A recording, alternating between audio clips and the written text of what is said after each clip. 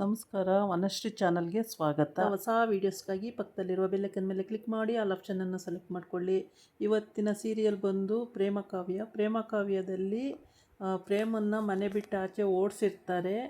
ಆದರೆ ಪ್ರೇಮನ ಜೀವ ತಡೆಯಲ್ಲ. ರಾಮು ತುಂಬ ಚೆನ್ನಾಗಿ ನೋಡ್ಕೊಳ್ತಾನಲ್ವ, ಅದಕ್ಕೋಸ್ಕರ ಪ್ರೇಮ ಮತ್ತೆ ವಾಪಸ್ ಬಂದಿರ್ತಾಳೆ. ಕಿಟಕಿಯಲ್ಲಿ ನೋಡ್ತಾ ಇರ್ತಾಳೆ.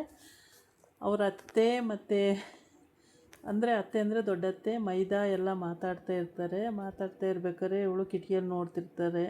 ಅವರ ದೊಡ್ಡತ್ತೆ ಹೇಳ್ತಾ ಇರ್ತಾರೆ, ನನಗೆ ತುಂಬಾ ಹಿಂಸೆ ಆಗಿಬಿಟ್ಟಿದೆ, ಇದೆಲ್ಲ ನೋಡೋಕ್ಕೆ ತಲೆನೋವಾಗಿದೆ, ತುಂಬಾ ಹಿಂಸೆ ಪಡಬೇಕಾಗಿದೆ ಅಂತ ಹೇಳ್ತಾ ಇರ್ತಾಳೆ. ಅದನ್ನು ಇವಳು ಕೇಳಿಸ್ಕೊಂಡು ಊಟನೂ ಕೂಡ ಸೇರಿದಂಗಾಗಿದೆ ಅಂತ ಎಲ್ಲ ಹೇಳ್ತಾ ಇರ್ತಾಳೆ ಅವ್ರ ದೊಡ್ಡತ್ತೆ.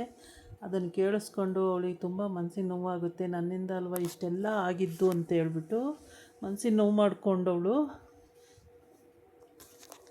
ಪ್ರೇಮ ಮನಸ್ಸಿಗೆ ನೋವು ಮಾಡ್ಕೊಳ್ತಾಳೆ. ಆಮೇಲೆ ಇವರು ಇಷ್ಟೆಲ್ಲ ಮಾತಾಡಿಕೊಂಡು ಇಲ್ಲಿಂದ ಒಳಗಡೆ ಎದ್ದೋಗ್ತಾಳೆ. ಎದ್ದೋದ್ಮೇಲೆ ಪ್ರೇಮ ಅಲ್ಲೇ ನೋಡ್ತಾ ಇರ್ತಾಳೆ, ಕರ್ಟನ್ ಮರೆ ಮಾಡಿಕೊಂಡು. ಅಲ್ಲಿಗೆ ಅವರ ಇನ್ನೊಬ್ಬರು ರಿಲೇಷನಲ್ಲಿ ಹೋಗ್ಬಿಟ್ಟು, ಓ ಪ್ರೇಮ ನೀನು ಇಲ್ಲಿ ಬಂದಿದ್ದೀಯಾ, ಬರ್ತೀಯೋ ಇಲ್ವೋ ಅಂದ್ಕೊಂಡಿದ್ದೆ, ಬಂದಿದ್ದೀಯಲ್ಲ, ತುಂಬ ಸಂತೋಷ ಆಯಿತು, ಬಾ ಒಳಗಡೆ ಅಂತ ಕರ್ಕೊಂಡು ಬರ್ತಾಳೆ. ಕರ್ಕೊಂಡು ಬಂದು ಅತ್ತೆಗೆ ಗೊತ್ತಾದರೆ ಬೇಜಾರು ಮಾಡ್ಕೋತಾರೆ, ಬೇಡ ಅಂತ ಹೇಳ್ತಾಳೆ. ಆದರೂ ಕೇಳಲ್ಲ. ಬಾ ಏನಾಗಲ್ಲ ಅತ್ತೆ, ಏನು ಅನ್ನಲ್ಲ, ಬಾ ಅಂತೇಳಿ ಕರ್ಕೊಂಬರ್ತಾಳೆ. ಇವರು ಇಲ್ಲಿ ಮಾತುಕತೆ ಮುಗಿಸ್ಕೊಂಡು ತುಂಬಾ ಬೇಜಾರು ಮಾಡ್ಕೊಂಡು ಕೂತಿರ್ತಾಳೆ. ಏನು ಬೇಡ, ಊಟ ಬೇಡ, ಏನು ಬೇಡ, ತುಂಬಾ ಬೇಜಾರಾಗಿದೆ ಮನಸ್ಸಿಗೆ ಅಂತೇಳಿ ಅವ್ರ ದೊಡ್ಡತ್ತೆ ತುಂಬ ಬೇಜಾರು ಮಾಡ್ಕೊಂಡು ಕೂತಿರ್ತಾಳೆ. ಆಮೇಲೆ ಅವರು ಮೈದಾ ಬಂದು ಸಮಾಧಾನ ಮಾಡಿದ್ರೂ ಇಲ್ಲ, ಸಮಾಧಾನ ಆಗಲ್ಲ, ನನಗೆ ತುಂಬಾ ಹಿಂಸೆ ಆಗಿದೆ, ಇದೆಲ್ಲ ನೋಡಬೇಕಾ, ಪ್ರೇಮ ಇಷ್ಟು ಸುಳ್ಳು ಹೇಳಿದ್ಲು, ಎಷ್ಟು ಮೋಸ ಮಾಡಿದ್ಲು, ಇವಳಿಗೆ ಇಷ್ಟೆಲ್ಲ ಮೋಸ ಮಾಡೋಕ್ಕೆ ಹೆಂಗೆ ಧೈರ್ಯ ಬಂತು, ಮನಸ್ಸು ಬಂತು ಅಂತೆಲ್ಲ ಯೋಚನೆ ಮಾಡ್ತಲೇ ಇರ್ತಾಳೆ. ಆವಾಗ ಇವಳು ಕಿಟಕಿಯಿಂದ ನೋಡಿ, ಕರ್ಟನ್ ಮರೆ ಮಾಡ್ಕೊಂಡು ನೋಡಿ, ಸೊ ನನ್ನಿಂದ ಇಷ್ಟೆಲ್ಲ ಹಿಂಸೆ ಪಡ್ತಿದ್ದಾರಲ್ಲ ಇವರು, ಅಯ್ಯೋ ದೇವರೇ ಅಂದ್ಕೊಂಡು ಬೇಜಾರು ಮಾಡ್ಕೊಂಡು ಕಣ್ಣಲ್ಲಿ ನೀರು ಬರ್ತಿರ್ತವೆ. ಅದೇ ಸಮಯಕ್ಕೆ ಅವರು ರಿಲೇಷನ್ ಒಬ್ಬರು ಅಲ್ಲಿ ಹೋಗ್ತಾರೆ. ಅವರು ಹೋಗಿ ಸಮಾಧಾನ ಮಾಡಿ ಒಳಗಡೆ ಕರ್ಕೊಂಬಂದಿದ್ದಕ್ಕೂ ಮತ್ತು ಅವ್ರ ದೊಡ್ಡತ್ತೆ ಒಳಗಡೆಯಿಂದ ಆಚೆ ಬಂದಿದ್ದಕ್ಕೂ ಸರಿಯಾಗಿಬಿಡುತ್ತೆ.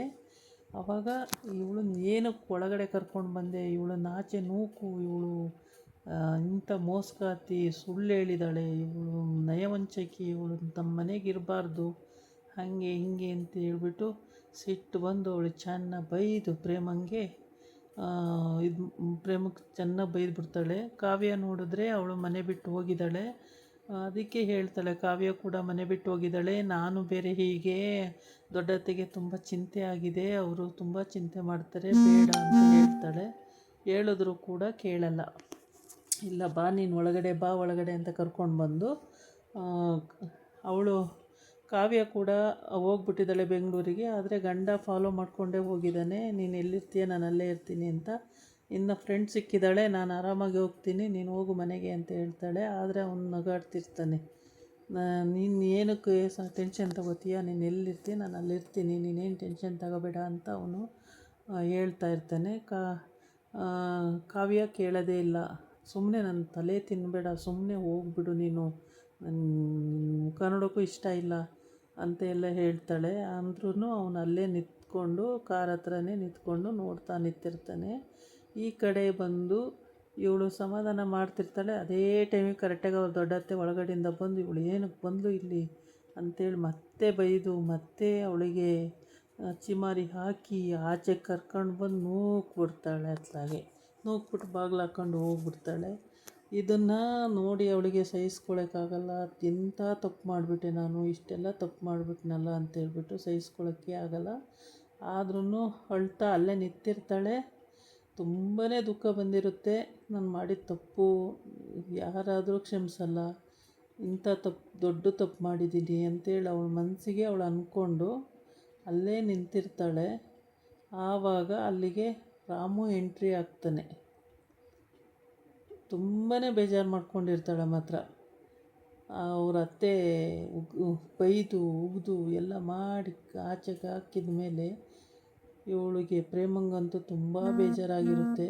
ಆ ಕಡೆ ಅಪ್ಪ ಅಮ್ಮನೂ ಕೂಡ ಬೇಜಾರು ಮಾಡ್ಕೊಂಡು ಹೊರ್ಟೋದ್ರು. ಈ ಕಡೆ ನೋಡಿದ್ರೆ ಇವರು ಅತ್ತೆನೂ ಕೂಡ ಹೀಗೆ ಮಾಡಿದ್ರು. ಅದರಲ್ಲಾಗಿ ಅವಳ ಗಂಡ ಒಬ್ಬನೇ ಅವಳನ್ನು ಚೆನ್ನಾಗಿ ನೋಡ್ಕೊಳ್ತಾ ಇರ್ತಾನೆ. ಆದರೆ ಗಂಡದೇನೂ ನಡೆಯಲ್ಲ ಅಲ್ಲಿ ಮನೆಯಲ್ಲಿ. ಅವ್ರ ದೊಡ್ಡ ಅತ್ತೆದೇ ಎಲ್ಲ ನಡೀತಾ ಇರುತ್ತೆ. ಹಾಗಾಗಿ ಅವಳಿಗೆ ಏನು ಮಾಡಬೇಕು ಅಂತಲೂ ಗೊತ್ತಾಗಲ್ಲ. ನನ್ನನ್ನು ಸೇರಿಸಲ್ಲ ಒಳಗಡೆ ಅನ್ನೋದು ಗೊತ್ತು. ತಪ್ಪು ಮಾಡಿಬಿಟ್ಟಿದ್ದೀನಿ, ನನ್ನನ್ನು ಸೇರಿಸಲ್ಲ ಅಂತ ಅವಳಿಗೆ ಚೆನ್ನಾಗಿ ಗೊತ್ತಾಗಿದೆ. ಏನೂ ಮಾಡೋಕ್ಕಾಗಲ್ಲ, ಅನುಭವಿಸ್ಲೇಬೇಕು ಅಂದ್ಕೊಂಡು ನಾನು ತಪ್ಪು ಮಾಡಿಬಿಟ್ನಲ್ಲ ರಾಮು, ನನಗೆ ಈ ಥರ ದೊಡ್ಡತ್ತೆ ನೋಡುವ ಆಚೆ ನುಗ್ಬಿಟ್ರು ಹೀಗೆ ಅಂತೇಳ್ಬಿಟ್ಟು ಹೇಳ್ಕೊಂಡು ಇದು ಮಾಡ್ತಿರ್ತಾಳೆ. ಬೇಜಾರಾಗುತ್ತೆ ಅವಳಿಗೂ, ತುಂಬಾ ಬೇಜಾರು ಮಾಡ್ಕೊಂಡಿರ್ತಾಳೆ. ಇದಾಗಿತ್ತು ಇವತ್ತಿನ ವಿಡಿಯೋ. ನಾಳೆ ಇನ್ನೊಂದು ಎಪಿಸೋಡಲ್ಲಿ ಯಾವ ರೀತಿ ಕತೆ ಮುಂದುವರಿಯುತ್ತೆ ಅನ್ನೋದನ್ನು ನೋಡೋಣಂತೆ. ಅಲ್ಲಿವರೆಗೂ ಎಲ್ಲರೂ ಸಮಾಧಾನದಿಂದ ಈ ವಿಡಿಯೋನ ಎಲ್ಲೂ ಸ್ಕಿಪ್ ಮಾಡ್ದಂಗೆ ನೋಡಿ. ನನ್ನ ಕೈಲಿ ಎಷ್ಟು ಸಾಧ್ಯನೋ ಅಷ್ಟು ಎಕ್ಕಿ ತೆಗೆದು ನಿಮಗೆ ಈ ವಿಡಿಯೋ ಮಾಡಿ ಹಾಕಿದ್ದೀನಿ. ಯಾರೆಲ್ಲ ನೋಡಿರಲ್ವೋ ಅವರೆಲ್ಲ ಸಬ್ಸ್ಕ್ರೈಬ್ ಮಾಡಿ ನೋಡಿ, ಒಂದು ಲೈಕ್ ಕೊಡಿ. ತುಂಬ ಸಂತೋಷ ಆಗುತ್ತೆ. ನೀವೇನು ನನಗೆ ಒಂದು ಲೈಕ್ ಕೊಡ್ತೀರೋ ಅದು ತುಂಬ ಸಂತೋಷ ಪಡುವಂಥ ವಿಷಯ. ಇದಾಗಿತ್ತು ಇವತ್ತಿನ ವಿಡಿಯೋ. ನಾಳೆ ಇನ್ನೊಂದು ವಿಡಿಯೋ ಜೊತೆ ಬರ್ತೀನಿ. ನಮಸ್ಕಾರ.